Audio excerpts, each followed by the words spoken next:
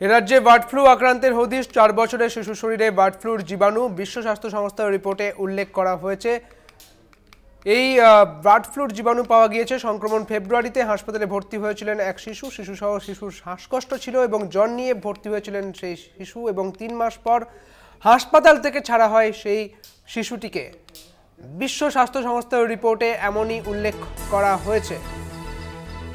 ফেব্রুয়ারি থেকে সেই শিশুটি আক্রান্ত ছিল, শ্বাসকষ্ট ছিল তার, জ্বর নিয়ে ভর্তি করা হয়েছিল সেই শিশুটিকে। 4 বছরের শিশুর শরীরে বার্ড ফ্লুর জীবাণু পাওয়া গিয়েছে, এমনটাই বলেছে বিশ্ব স্বাস্থ্য সংস্থা অর্থাৎ হু।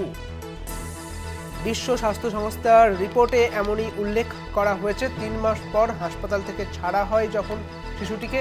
বিশ্ব স্বাস্থ্য সংস্থার রিপোর্টে এমনটাই উল্লেখ যে সেই শিশুটির দেহে বার্ড ফ্লুর আক্রান্ত হওয়ার কথা জানা গিয়েছে, অর্থাৎ সেই শিশুটি বার্ড ফ্লু আক্রান্ত, অর্থাৎ বার্ড ফ্লুর জীবাণু পাওয়া গিয়েছে শিশুটির দেহে। 4 বছরের শিশুর শরীরে বার্ড ফ্লুর জীবাণু। বিশ্ব স্বাস্থ্য সংস্থার রিপোর্ট এমনটাই উল্লেখ, এবং এ রাজ্যেরই সেই শিশু। সবচেয়ে উল্লেখযোগ্য বিষয়টি এবং উদ্বেগ বাড়াচ্ছে বার্ড ফ্লু। এখনো পর্যন্ত পাওয়া খবরে একজন শিশুর শরীরে এই বার্ড ফ্লুর আক্রান্ত হওয়ার কথা জানা গিয়েছে, অর্থাৎ একজন শিশুর শরীরে বার্ড ফ্লুর জীবাণু পাওয়া গিয়েছে, এমনটাই বলেছে বিশ্ব স্বাস্থ্য সংস্থার একটি রিপোর্ট। আমাদের সঙ্গে রয়েছেন ডক্টর অরিন্দম বিশ্বাস। অরিন্দম বাবু, আপনাকে কলকাতা টিভিতে স্বাগত জানাচ্ছি।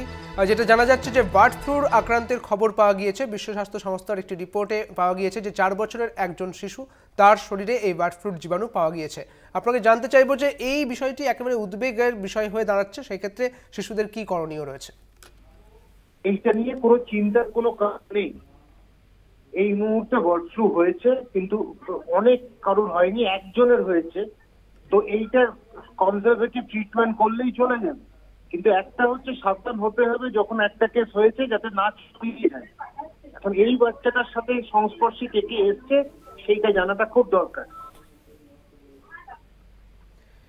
একদমই, এবং এক্ষেত্রে প্রতিরোধের বিষয়টা যদি একটু বলেন। প্রতিরোধের একটাই উপায় হচ্ছে এই চেইনটাকে ব্রেক করা। অ্যাজ কোনো ভ্যাকসিনেশন, রেগুলার ভ্যাকসিনেশনের নেই। তো এইটাকে আটকাতে গেলে একটাই উপায়, যেটা হচ্ছে চেইনটাকে ব্রেক করা, প্রিভেন্টিভ মেজার্স গুলোকে জোরদার করা, মানে ভারতবর্ষের নিরিখে। কারণ ভারতবর্ষে সেইভাবে বার্ড ফ্লু হয় না বা হয়নি সেইভাবে, বা সেভাবে আক্রান্ত হয়নি। একটা কেস দেখে পুরো জায়গাটাকে বিচার করলে হবে না। সেই রকম চিন্তা ভাবনার জায়গা বা চিন্তা করার মতন কিছু নেই। জাস্ট ফলো করা, অবজার্ভ করা, এরকম যদি সিমটমস হয় তখন তার পরীক্ষাটা করা। কিন্তু পরীক্ষা করতে গিয়ে যা খরচটা লাগে সেটা বেশিরভাগ কেউ করায় না বা করাতে পারবে না। অনেক ধন্যবাদ আপনাকে অরিন্দম বাবু। আমাদের সঙ্গে ছিলেন ডক্টর অরিন্দম বিশ্বাস। আরো বিস্তারিত জানবো, আমাদের সঙ্গে রয়েছেন আমাদের প্রতিনিধি নিমাই পান্ডা। নিমাই, ঠিক কি জানতে পারছো? এ রাজ্যে বার্ড ফ্লু আক্রান্তের সংখ্যা জানা যাচ্ছে একজন 4 বছরের শিশুর শরীরে এই বার্ড ফ্লুর জীবাণু পাওয়া গিয়েছে। দেখো সুমিত, ডক্টর অরিন্দম বিশ্বাস যে কথা বলছিলেন যে চেনটাকে আটকানো, কারণ 4 বছরের একজন শিশু ফেব্রুয়ারি মাসে আক্রান্ত হয় এবং তাকে পিকু অর্থাৎ পেডিয়াট্রিক ইন্টেনসিভ কেয়ার ইউনিটে ভর্তি রাখা হয়েছিল। তিনি ছাড়া পেয়েছেন, কিন্তু যে বার্ড ফ্লু সেটা মূলত আমরা দেখি যে চিকেনের ক্ষেত্রে বা মুরগির ক্ষেত্রে আমরা বার্ড ফ্লু দেখতে পাই বা পাখিদের ক্ষেত্রে, কিন্তু মানুষের শরীরে আক্রান্ত হওয়ার ঘটনা খুব ব্যতিক্রমী।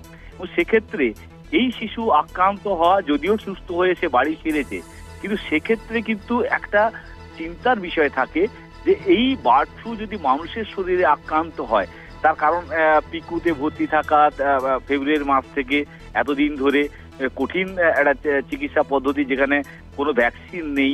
এই জায়গায় দাঁড়িয়ে কিন্তু এটা অবশ্যই উদ্বেগের বিষয়। কারণ চেন এখানে, কারণ তুমি জানো যে যদি করোনার কথা ভাবি, সব জায়গায় চেনটাই আটকানো যায়নি, যে কারণে সংক্রমণ ছড়িয়েছে। ফলে এই জায়গায় কিন্তু সরকার অর্থাৎ কেন্দ্রীয় সরকার, রাজ্য সরকার এবং হু সবাই মিলে কিন্তু একটা উদ্যোগ নেওয়া উচিত, যে কারণে যে এই বার্ড ফ্লু যাতে না আর কারো ক্ষেত্রে সংক্রমিত হয়। কারণ 2019 সালে ভারতবর্ষে কিন্তু একজন আক্রান্ত হয়েছিলেন বার্ড ফ্লুতে, একজন ব্যক্তি আক্রান্ত হয়েছিলেন। ফলে বার্ড ফ্লু এমনিতেই মাঝে মাঝে যে পোলট্রি ফার্মগুলো থাকে সেখানে বার্ড ফ্লু ছড়ায়, তাতে অনেক মুরগি নিধন করতে হয়। এবং এই শিশুটির ক্ষেত্রেও কিন্তু পোলট্রি ফার্মের সঙ্গে একটা সংযোগ তার রয়েছে বলে তার হিস্ট্রিতে জানা গেছে। কিন্তু এটা কিন্তু উদ্বেগের বিষয় যে বার্ড ফ্লু সাধারণভাবে মানুষকে আক্রান্ত করে না, এক্ষেত্রে যেহেতু আক্রান্ত হয়েছে একজন, এবং সেক্ষেত্রে যে ডক্টর বিশ্বাস বলছিলেন যে এই চেনটাকে আটকাতে হবে, এই চেনটা আটকানোই কিন্তু বড় চ্যালেঞ্জ এখানে। একদম, অনেক ধন্যবাদ নিমাই, তোমাকে আমাদের সঙ্গে ছিলেন আমাদের প্রতিনিধি নিমাই পান্ডা। আপনাদের জানিয়ে রাখি যে এ রাজ্যে বার্ড ফ্লু আক্রান্তের হদিশ পাওয়া গিয়েছে। 4 বছরের শিশুর শরীরে পাওয়া গিয়েছে এই বার্ড ফ্লুর জীবাণু,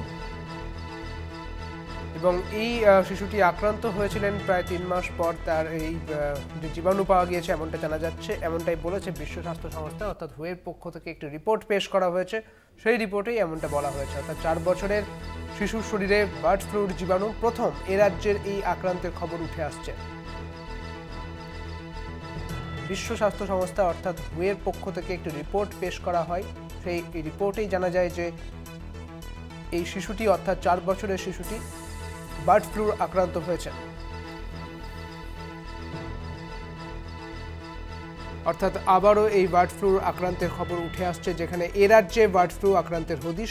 4 বছরের শিশুর শরীরে বার্ড ফ্লু আক্রান্তের যে জীবাণু পাওয়া গিয়েছে সেই জীবাণুর কথা, এই আক্রান্তের কথা উঠে আসছে, যে বিশ্ব স্বাস্থ্য সংস্থার রিপোর্টে উল্লেখ করা হচ্ছে যে 4 বছরের এক শিশুর শরীরে বার্ড ফ্লুর জীবাণু পাওয়া গিয়েছে।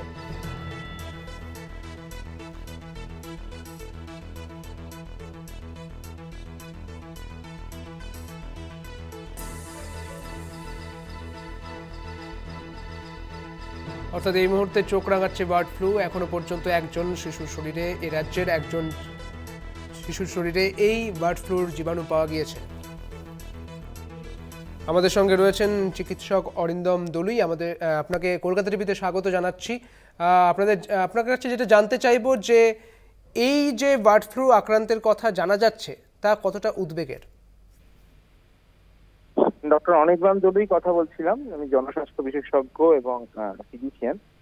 তো এই বার্ড ফ্লু যেটা এখন ইন্ডিয়াতে হচ্ছে প্রত্যেক বছরই, কিন্তু আমাদের বুঝতে হবে যে এই বার্ড ফ্লু কিন্তু কম বেশি আমাদের দেশে হয় বা সারা পৃথিবীতেই হয়। এবং এই বার্ড ফ্লু মানে হলো একটা ইনফ্লুয়েঞ্জার একটা স্পেসিফিক টাইপ, এবং সেই ইনফ্লুয়েঞ্জা স্পেসিফিক টাইপটা বারবার যখন ইনফ্লুয়েঞ্জা ভাইরাসে কোনো মানুষ আক্রান্ত হন বা সেই ইনফ্লুয়েঞ্জা ভাইরাস যখন চলতে থাকে, তখন কিন্তু বারবার সে নিজেকে মিউটেট করে। অ্যান্টিজেনিক শিফট এবং অ্যান্টিজেনিক ড্রিফট, এই কথা দুটো আমাদের চালু আছে। তো সেই কারণে এরা নিজেদের মিউটেট করে করে নিজেদের চরিত্রগত পরিবর্তন করে করে কিন্তু বারে বারে ফিরে আসে। তাই বার্ড ফ্লু হওয়ার সম্ভাবনা প্রত্যেক বছরই থাকে। এবার সেই সম্ভাবনার কারণে সেই রোগটা কতটা ছড়িয়ে পড়বে বা কতটা আমরা আটকে রাখতে পারবো, সেগুলো আমাদের কিছু পাবলিক হেলথ মেজারের উপর ডিপেন্ড করবে। এই মুহূর্তে দাঁড়িয়ে আমাদের কাছে যা খবর এখনো পর্যন্ত এসে পৌঁছেছে তাতে এক্ষুনি উতলা বা উদ্বিগ্ন হওয়ার কারণ নেই। তবে এই যে একটা দুটো কেস ধরা পড়ছে এবং তার যে লোকালিটি, তার চারপাশে যে খামার রয়েছে মুরগির পাওয়া বা পশুপালন কেন্দ্র রয়েছে, বা তার যে কন্ট্যাক্ট, তার চারপাশে যে মানুষজন তার সংস্পর্শে এসেছিল, এদের কিন্তু আলাদা করে আইডেন্টিফাই করতে হবে। এখানে কিন্তু খুঁজে বার করতে হবে যে আরো কোনো লুক্কায়িত কেস আছে কিনা, এবং সেক্ষেত্রে আবার আমরা হয়তো কন্টেনমেন্ট বা অন্য যেরকম যে পদ্ধতিগুলো আমরা নিয়ে থাকি কোনো রোগকে ছড়িয়ে পড়ার থেকে, এই জিনিসগুলো কিন্তু আমাদের করতে হবে। তবে এক্ষুনি আতঙ্কিত হওয়ার কিছু নেই, সাবধান হতে হবে। সরকার এবং WHO সংস্থা বা ICMR এদের দ্বারা যে যে তথ্যগুলো আসছে সেগুলো মিডিয়ার থ্রু দিয়ে মানুষকে জানতে হবে, মানুষকে আপডেটেড থাকতে হবে। অনেক ধন্যবাদ আপনাকে অনির্বাণ বাবু। আমাদের সঙ্গে ছিলেন ডক্টর অনির্বাণ দলুই। আপনাদের জানিয়ে রাখি যে রাজ্যে বার্ড ফ্লু আক্রান্তের হদিশ পাওয়া গিয়েছে। 4 বছরের শিশু শরীরে বার্ড ফ্লু আক্রান্তের হদিশ পাওয়া গিয়েছে। তবে ডাক্তারবাবুরা যেমনটা বলছেন যে কোনো একেবারেই এটা উদ্বেগের বিষয় হলেও এখনই বিশেষভাবে উদ্বেগ হওয়ার কোনো কারণ নেই।